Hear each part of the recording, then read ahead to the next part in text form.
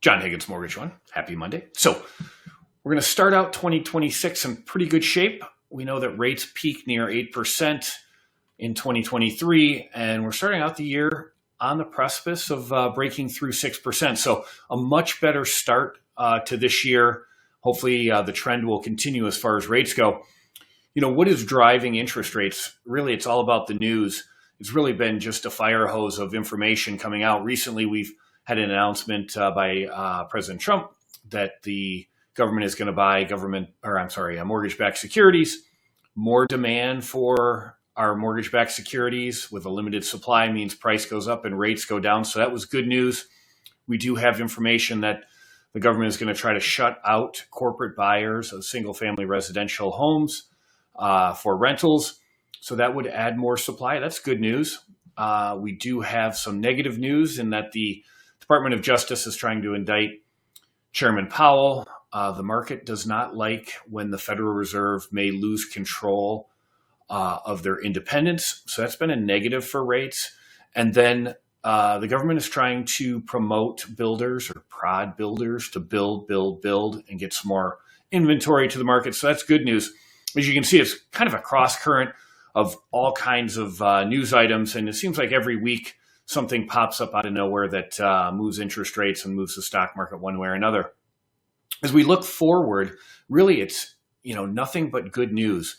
Interest rates are in better shape. We're at or around 6%. And based on this graph here, the prognosticators, including NAR and a couple others, are saying we're going to probably stay close to 6% here into 2026 with a 7% increase in sales. That's good news.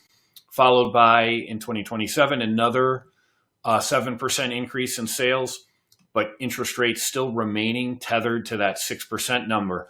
All in all, it looks like our industry, as far as home sales, is going to be increasing. It's been very difficult since the aftermath of COVID, when it was just kind of a go-go time period. We've seen sales fall. So interest rates coming down certainly helps. And it looks like the next couple of years, we should see a nice gradual increase in sales. I get a number of emails about the market, and I found this one really interesting.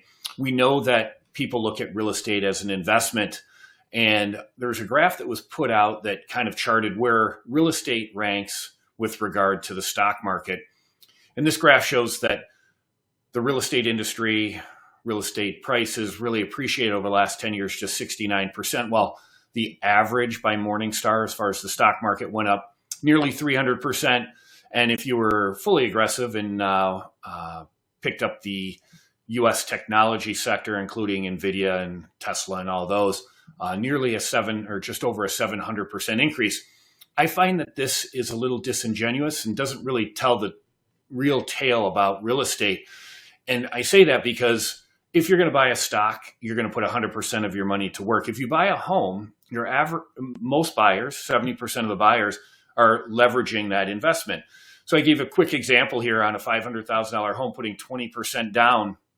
What is the true return on that investment?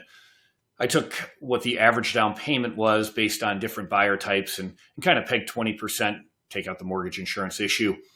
Over 10 years, that 69% return, which is on the full asset value, when you only factor in your $100,000 investment, really comes out to almost 350%, which puts it above what the U.S. market index would be over that same 10-year period.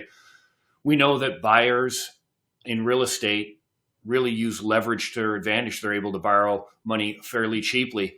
So when people say, I don't know if I want to buy a home, it's really not a good return, I'll say that that's not necessarily true.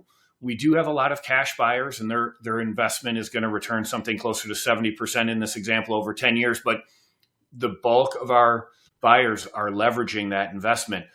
So, tell the tale that in real estate really is a good investment. And the way we can leverage safely with relatively low interest rates, that's the real story we want to tell. Real estate really is a great investment. Let's talk about where interest rates are. Well, same old story, different week. We're staying right around that 420 number. We've been stuck there really since maybe the second week of January as a couple things came out that pushed the market further away from 4%. we'll see where we go here. 420 seems to be that number that we're tethered to. I will tell you the spreads on mortgage-backed securities have gotten better.